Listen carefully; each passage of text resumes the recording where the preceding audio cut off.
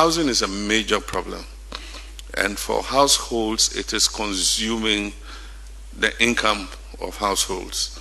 We need to have a national housing dialogue and decide how, between the private sector, government, and labor, we can come together and come out with a social housing policy to make sure that we provide affordable housing for workers to purchase on mortgage or to be able to rent at a favorable cost. Na obini landlord konya asema okopiti tiefigu ne kwano no Ghana inzenche ne bituma ye no na odi keke wa na wakope oge wa otika Ghana iba no lord fe wa na otua ye Ghana be kwa thank you for coming wa na obetua aduane de Ghana bedi nyina ye woka wolan lady ehupe na otu the next day.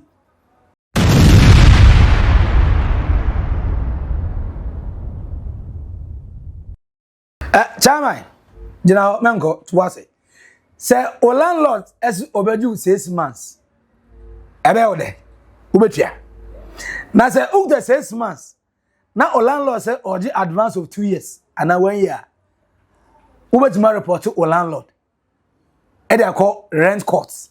Yes, John Mahama, or since so far, says, you best survey rent issue, or the rent court. Aba. Ever be facing landlord for say, and then say, oh landlord the can say, on your advance maybe 2 years old, and they also there from Kata. Nabra, call report to our rent court. Ghana mra anybody said the same. Ubekufia to landlord. You come and meet me in my house. Say no see here. Now me from Mobile, na say me baba betrem so and I'm a craman cry baba betrem. Who understand? Say we see fie. I say the bed. A bed papa. But John Mahama, His Excellency the President, said, finally, after several conversation, debate, and first opinions on rent issues. And so let me take housing and sanitation. Housing is a major problem. And for households, it is consuming the income of households.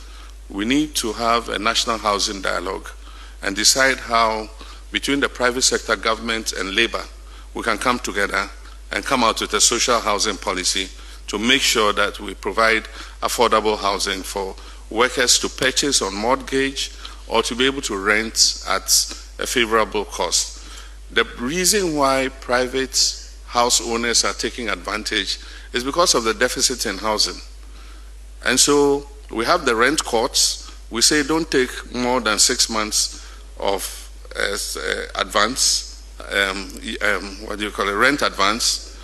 But the one who is renting and the house owner are both not prepared to go to the rent court because they are doing it quietly. He says pay 2 years rent advance. You can go and report him at the rent court and we'll hold that landlord accountable. But the one who is being asked 2 years rent advance doesn't want to go to the court. He will go and pay the landlord because he wants a place to lay his head. And so it is because we have a housing shortfall, and that is what is making them take advantage. Countries have instituted social housing policies that have been very successful. I've seen the Kenyan example, and Kenya has built hundreds of thousands of housing units, which they either rent or sell to government employees. In the past, employees have not been able to buy houses because we fix their mortgages in dollars. And because the dollar kept sliding and was not stable, then it means that if you take a mortgage, you find that eventually you are not able to pay, and then they take the unit from you. We just pray that we're able to keep the city stable. I've said that we don't want a strong city, we want a stable city. I want to know that every year the city will depreciate by 3% or 5%, 3% or 5%, so you can plan. And it will not add too much onto your mortgage bill.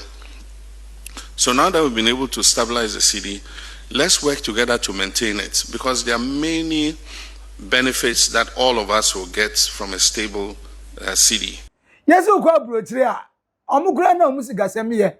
echen ye di ebitimi twa 1 month country be great me twa 1 week ebi akosura ye 2 months 3 months 6 months in fact na anu ya ba ku bia meti no Japan for there oh na efe keke Korea rather omusu goduru wa wutwa bibi eno no sa Korea di na obo na mitime mo na te se de nka Ghana ha wetuma twa be se ebia 10,000 Ghana cedis wetwa 10,000 Ghana cedis ama landlord no na what na rent fee ni mu landlord na di sika no eba kwa investment or the investment we are say wutuna maybe 2 years 2 years no so a we entitled to 10,000 Ghana cedis na the man landlord ni na back na sika na wetwa no investment no interest na onu nya no ene ye onu so ni sika ana ye another one instead of 10,000 we even say we metwa 5,000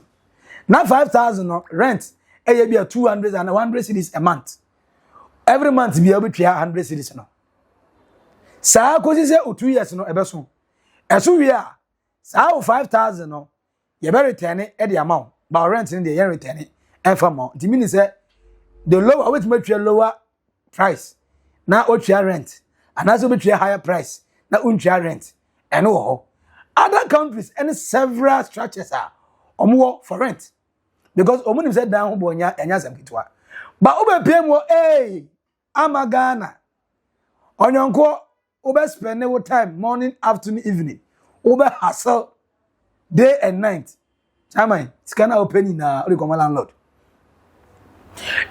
na landlord laba pagpagpagpa me pacho aka 2 months obetina mu ana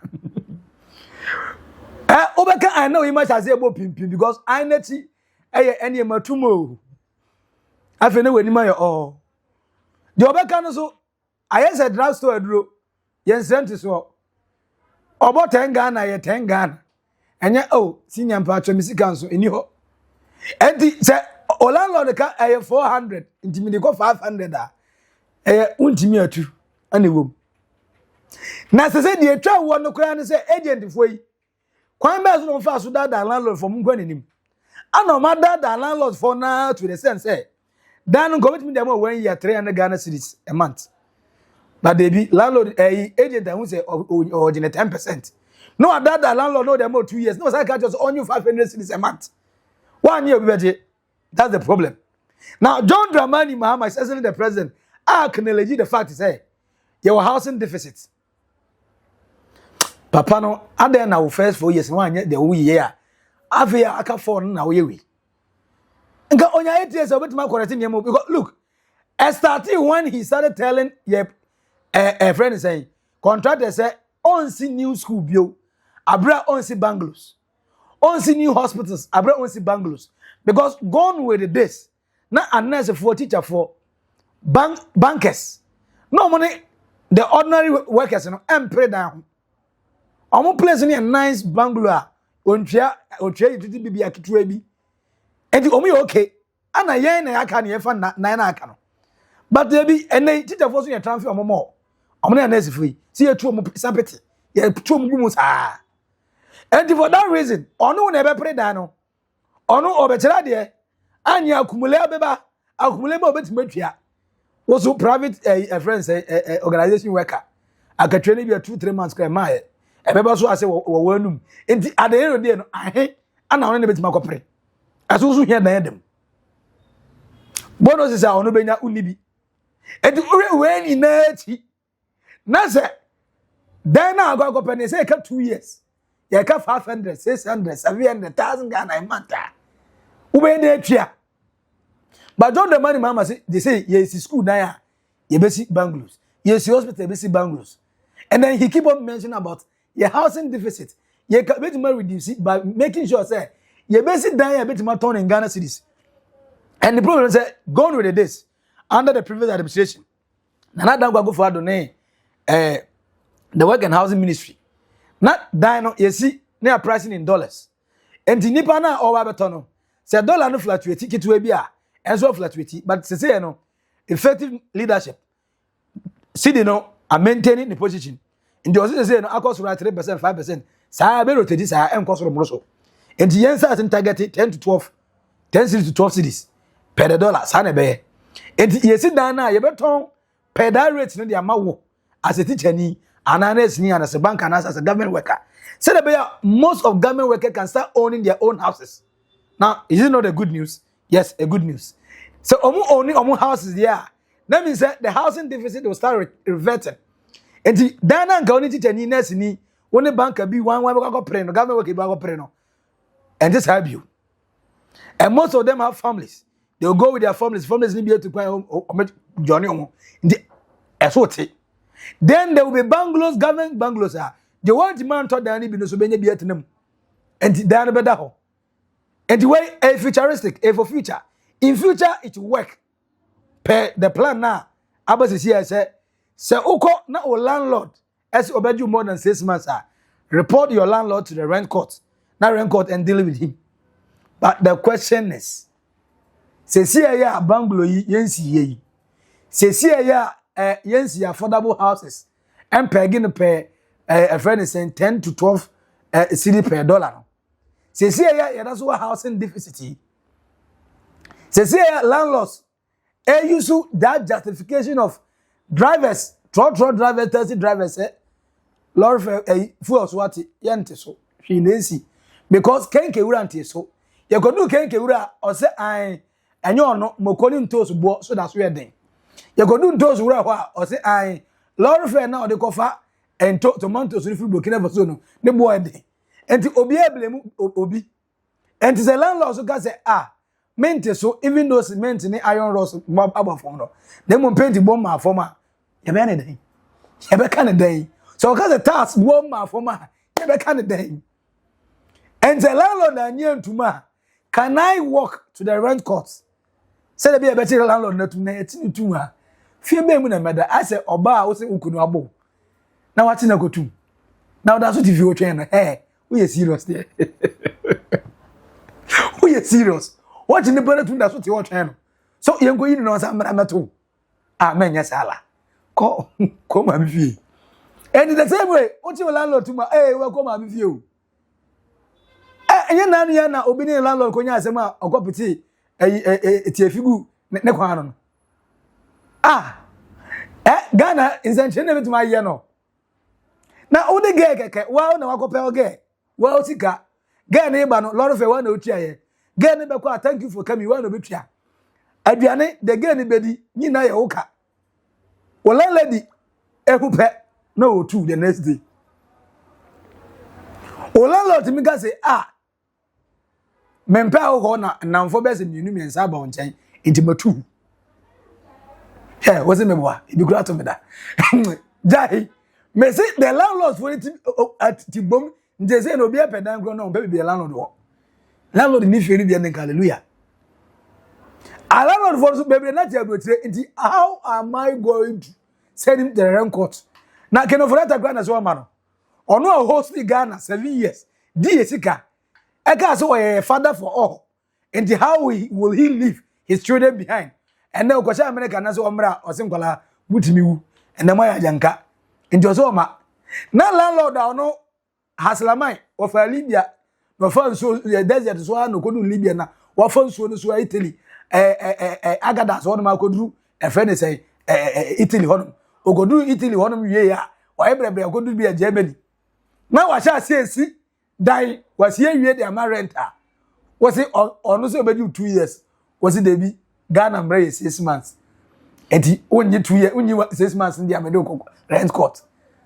Obaga to come maybe you. Say any die. Only 2 years I'll say about headache. Don't come back. Go. Go and find a new one. But President Aka, Parliament adhere to Aka implementation. But I know, deep down in your heart, you wish and pray. Senka 6 months be possible. And I'm what? Deep down in your heart, you wish. Say 6 months be possible, bro. Or light, how 12 months, you do 500 times 12. Hey, yo. They were here, you man away in the whole year. That's one in Nadia. Come on. Hey. Now, memoir, you can toss us in incident. Why? Now, pa the landlord for the year. Now, you have a friend say. I was saying, me bumper, let me say, me bumper, mo bibia. Oh, we are say. Bompa sometimes a bompa ma akronfo kura se Nyankopon ma mo adwe sakra. They be why hia nti no mo ye. The bompa ma even politicians. Ebu antro no family pressure, man pesika na o man family bia, family bega say ukoy wa mobra. But yo nkrofo ba ko bia me bompa ma mo anyway politician na wo ni we san nkrofo ni bi kra me fa ho landlord. Me bompa ma landlord for they be san nkrofo ni de on pa bo e wo bonsam ho. O mgojo ma de. Atrimodin pen. So what said atase unto obi dan un CBA pressure the de be yo at a 10-year jojo de be ma hey yeah bro landlord phones no yeah ble but say any yeah ble there yes ma John Mahama, my president, your president, our president, or say time has come. 6 months rent or send your landlord to rent courts. Are you ready? Yes, I am ready. For comment to comment section, as subscribe, like it, na share monia, as you end the video. You know, Maxi Billian, I will make a truth to old Boga Trends Macau. Bye bye.